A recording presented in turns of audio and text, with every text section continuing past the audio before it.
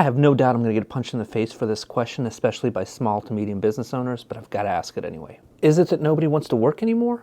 Or do they just not want to work for you? I've hauled trash, cleaned carpets, made sandwiches, washed cars, and everything in between.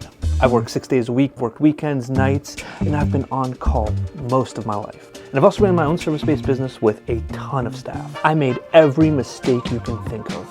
I did some pretty good things too though, but a lot of mistakes. I can confidently tell you without a shadow of a doubt, people desperately want to work, but there's a lot more going on. There's a genuine reason they're not responding to your job posts. There's also a damn good reason they're asking such tough questions before they even get to the interview.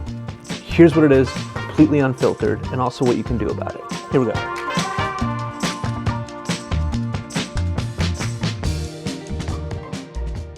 I know the hate I'm going to get for this, but remember, I've been on all sides and I've made these mistakes, probably worse than most people have. If someone's looking for a job and let's say they're 40 or under, here's some things you need to know about them. They grew up watching their parents get the shaft. They witnessed their parents get robbed of their weekends, then their health care, and in a lot of cases, their retirement. But they saw how hard their parents worked, how hard they struggled, and in a lot of cases, still working. Most of their parents, their real equity lies in their homes they were lucky to buy in 19 clackety-lack for $14 down. They also know the ship has sailed for them. They ain't buying any houses. And in their own work experience, they've likely been afraid to ask for time off. They've likely put the company first. And of course, they've all worked free, whether it was overtime or just straight up hour theft, right? And the kicker is, they probably still got laid off. These are the eyes that are looking at your hiring ad that you might have spent 20 minutes to construct. They're the ones judging it, deconstructing it, trying to understand who you are that wants more of them. They're looking for a few buzzwords, which are really just red flags. Does your job posting have the word opportunity? How about the ubiquitous multitasker? Red alert ×5 for any time somebody says fast-paced environment. The cringy, join our team. The most egregious of them all, join the family. Your hiring ad is under serious digital scrutiny. Every time somebody is looking to offload some of their time to help a company reach their goals, they're going to do some due diligence. And if they find things like that your site looks like it's from 2010, and that your social media is sporadic and weird and heavily political and has really no connection to what you do and doesn't even look like it's being maintained by somebody from the 21st century. If your office, your company vehicles, your company culture feel like they're relics or super heavily neglected, why saddle up for that rodeo? They've been there, they've done that, and they know what to expect, and it ain't good. And offering somebody a middle-of-the-road salary or even a top-tier salary isn't a motivator you think it is. I tried many a time to overcompensate some of my failings in the other departments with just how much I'm going to pay you. It always worked out against me.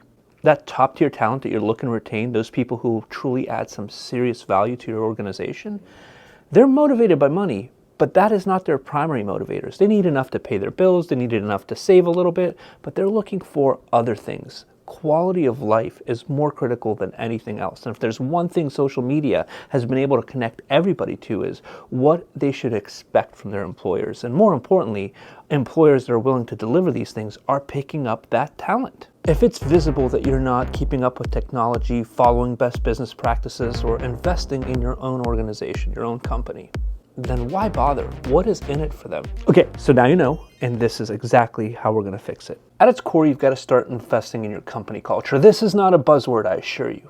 Here's exactly what that looks like. Get the word family out of the picture completely. Nobody wants to be part of a family. The one that they are part of is probably too much for them as it is. That word family is a word of sacrifice. It's not what anyone's looking for. Overinvest in customer service. This keeps the money coming in like you would not believe. Grow slower. It's a marathon, not a sprint. Give your staff some rest time. Give them their evenings and their weekends, and don't anticipate them to go above and beyond at all times. Trust me, this makes you way more money than trying to hire another person on that's supposed to alleviate some of that stress. Because the system is stressed, every person you put into the system by default will become stressed. It doesn't solve problems, it just creates new ones. Hypercritical. The owners and their managers should learn how to coach, nurture, and support the talent. This is not a secret. This is 99% the root cause of why small and medium-sized businesses have such serious staffing issues. Staff that doesn't trust their managers or owners, they're always going to try to find a better place to work. Just as simple as that. It's a stress that nobody needs. If you've ever found yourself saying, I want to work on my business, not in my business, start by creating one process improvement every single quarter that has these two desired outcomes. Number one, improve overall service for your clients or customers. You can never go wrong doing this. Number two, find ways to give your staff more autonomy.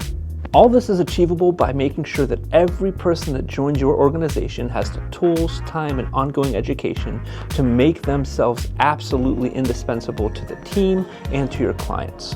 And when their time is up and it's time for them to leave, wish them well. Do it in a healthy, mature way. But while they're working for you, your business is better off because they're part of the team and they're better off being part of that team.